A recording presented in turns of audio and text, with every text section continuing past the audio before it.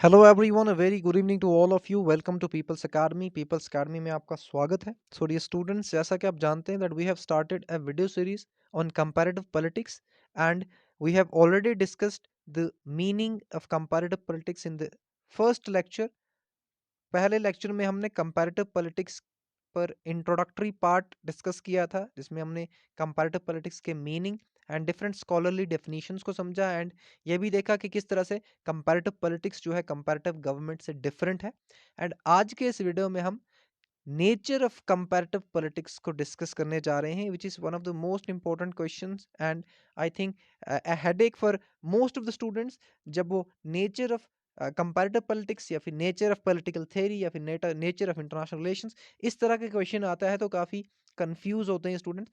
तो आज के बाद नेचर ऑफ कंपैरेटिव पॉलिटिक्स के रिगार्डिंग कोई भी कंफ्यूजन नहीं रहेगी। So let us try to understand what is exactly the nature of comparative politics.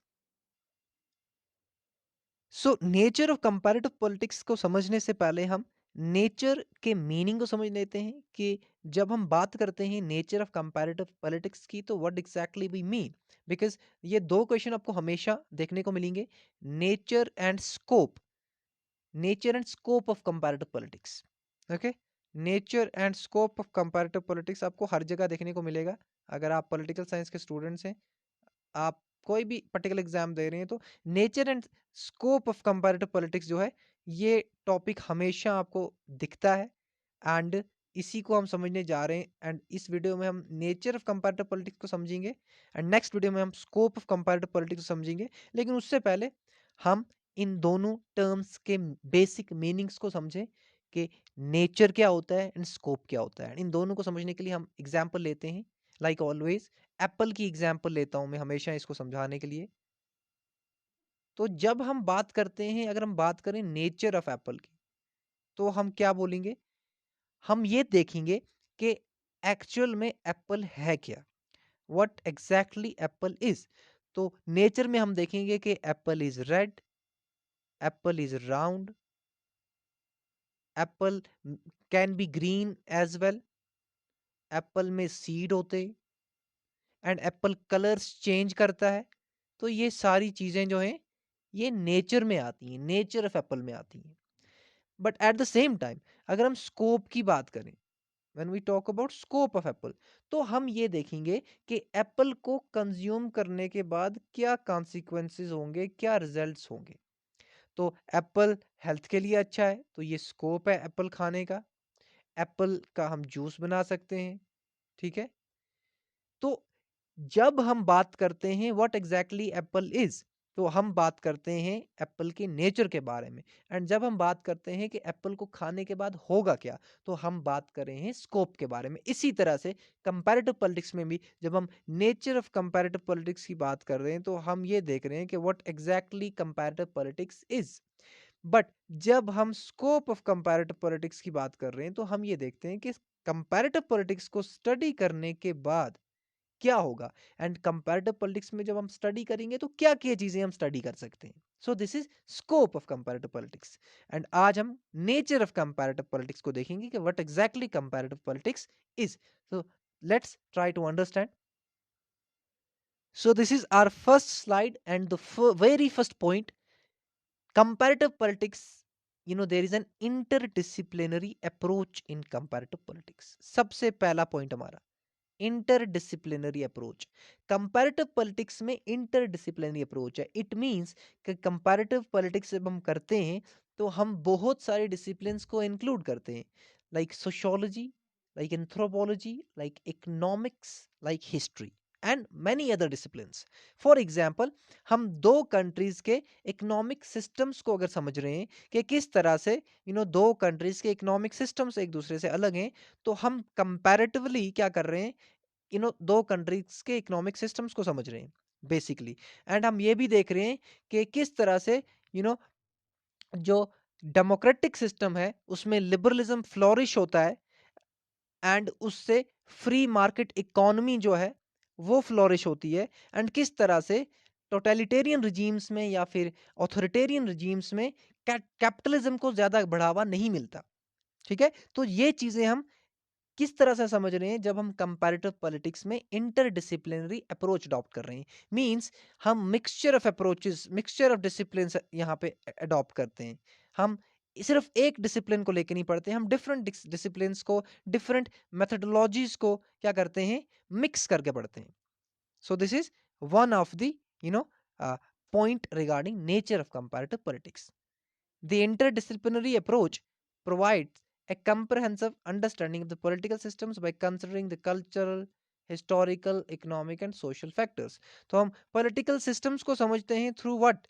Through the culture of that particular country, through the history of that particular country, through the economic system of that particular country and the social factors, the social forces.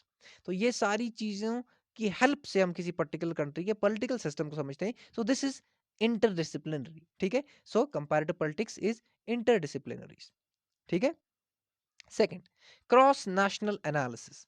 Comparative politics में क्या होता है? There is comparison of political systems. Cross national means from one nation to another nation. For example, दो political systems, दो different countries के political systems, उनके institutions, उनके behaviours and उनके डिफरेंट आउटपुट्स, आउटकम्स को हम जब समझते हैं डिफरेंट कंट्रीज के को, तो ये क्या है? This is cross national analysis, because we are doing what? We are trying to understand the political systems of different countries, not the single country. ठीक है. This allows researchers to identify patterns, similarities and differences. And इसी से हमें क्या पता चलता है कि पैटर्न्स क्या हैं दो डिफरेंट कंट्रीज के पॉलिटिकल सिस्टम्स में, उनके इंस्टीट्यूशंस में, उनके बिहेवियर्स में, एंड सिमिलैरिटीज क्या हैं, डिफरेंसेस क्या हैं. ठीक है. आई hope this is clear. So this is cross national analysis which is part of nature of comparative politics. And इसके साथ contextual sensitivity. So what is contextual sensitivity? कि एक पॉलिटिकल सिस्टम जो है उसका कॉन्टेक्स्ट जो है ये दूसरे पॉलिटिकल सिस्टम से अलग हो सकता है. ऐसा नहीं है कि सारे पॉलिटिकल सिस्टम्स के culture, historical context and social context same है. ठीक है. तो इन सारी चीजों को भी ख्याल रख के हम क्या करते हैं, पॉलिटिकल सिस्टम्स की स्टडी करते हैं. यहाँ पे let's read. The political system recognises the importance of context in shaping political outcomes.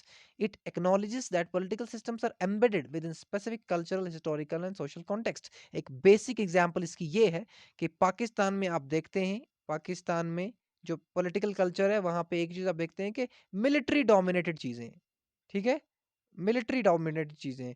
And उनके आउटकम्स हमें फिर ये दिखते हैं कि एक प्राइम मिनिस्टर को हटा दिया जाता है, दूसरे प्राइम मिनिस्टर को लाया जाता है, एंड बहुत सारी और भी चीज़ें होती हैं, इंस्टेबिलिटीज होती हैं. तो इंडिया में उस तरह से नहीं है. इंडिया में जो पॉलिटिकल कल्चर है वो बहुत स्ट्रांग है, एक प्योर डेमोक्रेटिक सिस्टम है यहाँ पे. तो ये कल्चरल सेंसिटिविटी जो है, it is part of nature of comparative politics. के कंपैरेटिव पॉलिटिक्स जो है ये सिमिलर नहीं है all over the world. There is contextual differences. The context of one political system can be different from the context of another political system. ठीक है. सो यहाँ भी ये कहता है therefore a one size fits all approach में not be appropriate. तो हम कंपैरेटिव पॉलिटिक्स में सिर्फ एक ही अप्रोच से हर एक पॉलिटिकल सिस्टम को नहीं समझ सकते. आई hope this is clear. So comparative politics is interdisciplinary. Comparative politics is cross national. Comparative politics is focusing on contextual sensitivity. And moving to the next slide, theory development. Comparative politics में हम theories भी develop करते हैं कि जब हम different political systems को समझते हैं, डिफरेंट पॉलिटिकल बिहेवियर्स को समझते हैं, तो हम थेरीज डेवलप करते हैं by systematically comparing different cases. Researchers identify underlying causal mechanisms and principles that explain why certain political phenomena occur. These theories contribute to the broader body of the knowledge in political science. तो होता क्या है कि comparative politics में जब हम different political systems को समझते हैं, तो हम उन डिफरेंट पॉलिटिकल सिस्टम्स के मैकेनिज्म्स को समझते हैं, एंड हम ये एक्सप्लेन कर पाते हैं कि किसी पर्टिकुलर कंट्री में, किसी पॉलिटिकल सिस्टम में कोई पॉलिटिकल फिनोमिना क्यों होता है. फॉर एग्जांपल, पाकिस्तान में क्यों प्राइम मिनिस्टर इमरान खान को जेल में डाल दिया, इट्स ए पॉलिटिकल इवेंट. तो ये क्यों हुआ, इसके क्या कॉजेज थे, ये हम समझते हैं एंड थ्योरी डेवलप करते हैं, एक जनरलाइजेशन लाते हैं. और एक जनरलाइजेशन ये बनती है कि वहां पे मिलिट्री रूल है, इसीलिए इस तरह से हो रहा है. ठीक है. तो ये सारी चीजें हैं. थेरी डेवलपमेंट भी कंपैरेटिव पॉलिटिक्स का एक पार्ट है कि कंपैरेटिव पॉलिटिक्स के थ्रू हम थेरीज डेवलप करते हैं, जनरलाइजेशंस डेवलप करते हैं कि ठीक है, डिफरेंट पॉलिटिकल फिनोमिना या फिर पॉलिटिकल इंस्टीट्यूशंस को लेके। और ये थेरीज या जनरलाइजेशंस पॉलिटिकल साइंस जो कि ब्रॉडर सब्जेक्ट है, डिसिप्लिन है, उसमें हमें हेल्प करती है। Then there is methodological pluralism in comparative politics. Comparative politics employed wide range of research methods to explore political systems. तो comparative politics में जब हम political systems को समझते हैं तो हम बहुत सारे methods को use करते हैं। कभी हम quantitative methods को use करते हैं। quantitative methods में हम data collect करते हैं surveys से, statistical analysis से, हाँ, and हम qualitative methods भी use करते हैं जिसमें हम केस स्टडीज को देखते हैं, एथनोग्राफी को देखते हैं। ठीक है, ये टाइप्स हैं क्वांटिटेटिव स्टडीज के। ठीक है, जिस तरह से सॉरी क्वालिटेटिव स्टडीज के, जिस तरह से क्वांटिटेटिव स्टडीज के टाइप्स क्या हैं, स्टैटिस्टिकल एनालिसिस है, सर्वेज है। इसी तरह से क्वालिटेटिव मेथड्स जो हैं उनके कौन कौन से टाइप्स हैं, केस स्टडी है, एथनोग्राफी है। तो ये जो क्या है, कंपैरेटिव पॉलिटिक्स जो है, इसमें बहुत तरह के मेथड्स जो हैं ये यूज होते हैं। एंड देन हम एक थ्योरी डेवलप करते हैं, देन हम एक जनरलाइजेशन लाते हैं। So basically comparative politics, there is methodological pluralism, या फिर हम कह सकते हैं the nature of comparative politics is pluralist. ठीक है, कंपैरेटिव पॉलिटिक्स का नेचर क्या है, प्लूरल है या फिर प्लूरलिस्ट नेचर है। क्यों? क्योंकि बहुत तरह के मेथड्स जो हैं इसमें इस्तेमाल किए जाते हैं डिफरेंट पॉलिटिकल सिस्टम्स को समझने के लिए, डिफरेंट पॉलिटिकल इंस्टीट्यूशंस को समझने के लिए। Then next point, focuses on political institutions and behaviour. तो कंपैरेटिव पॉलिटिक्स जो है ना, ये इंस्टीट्यूशंस और बिहेवियर्स पे फोकस करता है। It examines not only the formal structures, ये सिर्फ स्ट्रक्चर्स को नहीं पढ़ता, लेजिस्लेटिव, एग्जीक्यूटिव, जुडिशरी को ही नहीं समझता या फिर पढ़ता कंपैरेटिव पॉलिटिक्स, बट इसमें हम बिहेवियर ऑफ पॉलिटिकल एक्टर्स को भी पढ़ते हैं, हम सिटीजन्स के बिहेवियर को भी पढ़ते हैं, हम पॉलिटिकल पार्टीज के बिहेवियर्स को भी पढ़ते हैं, इंटरेस्ट ग्रुप्स किस तरह से अपनी डिमांड्स पूरी करवाते हैं, इनको भी हम समझते हैं। ठीक है, तो ये सारी चीजें जो है कंपैरेटिव पॉलिटिक्स में आती हैं। So the study of political institutions as well as political behaviour of actors, citizens, political parties, interest groups. ठीक है, moving to the next slide, globalization and interdependence. The nature of comparative politics has evolved to reflect the increasing interconnectedness of the world. Scholars now examine how international factors such as globalization, trade, migration and international organization impact domestic political systems and policies. तो अब यहाँ पे क्या है, जो comparative politics है उसमें interdependence आ गई है। There is interdependence of what? कि ग्लोबलाइजेशन की वजह से वर्ल्ड जो है एक दूसरे से कनेक्ट हो गया है, एंड बहुत सारे इंटरनेशनल फैक्टर्स जो हैं, जैसे कि ट्रेड, इंटरनेशनल ट्रेड होती है, माइग्रेशन होता है, इंटरनेशनल ऑर्गेनाइजेशंस हैं, ये हर एक कंट्री के पॉलिटिकल सिस्टम को इफेक्ट करती हैं। ठीक है, तो ये किस तरह से इफेक्ट करती हैं ये भी हम कंपैरेटिव पॉलिटिक्स में समझते हैं। सो कंपैरेटिव पॉलिटिक्स का नेचर ये भी है कि there is interdependence in comparative politics. जो डोमेस्टिक पॉलिटिकल सिस्टम्स हैं वो इफेक्ट होते हैं इंटरनेशनल फैक्टर्स की वजह से। सो इंटरडिपेंडेंस आ गई, क्यों? क्योंकि ग्लोबलाइजेशन आ गया है। Diversity of political systems. Comparative politics recognizes diversity of political systems. Different political systems हैं, democracy जो है, हमारे पास autocracies हैं, फेडरल सिस्टम्स हैं, यूनिटरी सिस्टम्स हैं। तो बहुत तरह की डाइवर्सिटी है पॉलिटिकल सिस्टम में, पॉलिटिकल सिस्टम्स की। एंड हम कह सकते हैं कि जो कंपैरेटिव पॉलिटिक्स है, इट इज़ डाइवर्स। ठीक है, इसका नेचर ये भी है कि ये डाइवर्स है, क्योंकि एक तरह का सिस्टम नहीं पढ़ते हैं हम इसमें, एक तरह का पॉलिटिकल पार्टी नहीं पढ़ते हैं, एक तरह की इंटरेस्ट ग्रुप्स को नहीं पढ़ते हैं। डिफरेंट कंट्रीज में डिफरेंट पॉलिटिकल सिस्टम्स हैं, डिफरेंट इंस्टीट्यूशंस हैं, डिफरेंट इंटरेस्ट ग्रुप्स हैं।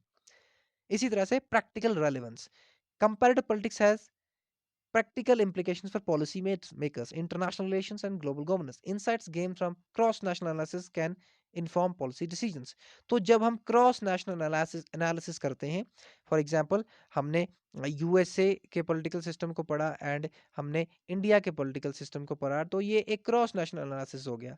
और इस क्रॉस नेशनल एनालिसिस से हम ये समझ पाते हैं कि वाई यूएसए जो है ये इतना डेवलप हो गया है, why the political culture of USA is so strong, why the economy of USA is so big।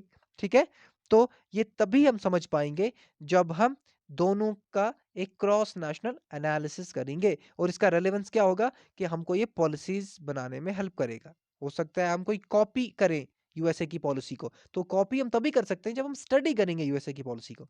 ठीक है, सो इससे क्या होगा, जो ये क्रॉस नेशनल एनालिसिस होगा इससे हम पॉलिसी डिसीजंस बना सकते हैं। ये कन्फ्लिक्ट रेजोल्यूशन में हमें हेल्प कर सकता है कि किस तरह से यूएसए जो है वो प्रोटेस्ट्स को किस तरह से यूएसए की गवर्नमेंट जो है वो डील करती है प्रोटेस्ट्स को। एंड और भी बहुत सारी जो पॉलिटिकल डायनामिक्स हैं वर्ल्ड के, इनकी अंडरस्टैंडिंग में हमें हेल्प करता है comparative politics. So nature of comparative politics की जब हम बात करते हैं, सो comparative politics is interdisciplinary, it is cross national, there is contextual sensitivity, and comparative politics helps in establishing theories, developing theories, making generalizations. Comparative politics is pluralist, there is methodological pluralism, and then comparative politics includes political institutions and behaviors. And again, comparative politics, there is interdependence in comparative politics, there is interdependence in the political systems of the world because of globalization. Then again, comparative politics is diverse because of different political systems that we study. And again, comparative politics is quite relevant because जब हम cross national analysis करते हैं तो हम बहुत सारी policy decisions बना सकते हैं, कन्फ्लिक्ट रेजोल्यूशन बना सकते हैं। जब हम दो कंट्रीज के कन्फ्लिक्ट्स को पढ़ेंगे, दो कंट्रीज की पॉलिसीज को पढ़ेंगे, दो कंट्रीज के इलेक्शंस को पढ़ेंगे। So I hope this is clear. This is the nature of comparative politics. ये है बेसिकली कंपैरेटिव पॉलिटिक्स का नेचर। So this was all about today's video. मिलते हैं हम नेक्स्ट वीडियो में जिसमें हम स्कोप ऑफ कंपैरेटिव पॉलिटिक्स को समझेंगे। Till then goodbye, take care and have a nice day, and subscribe People's Academy YouTube channel.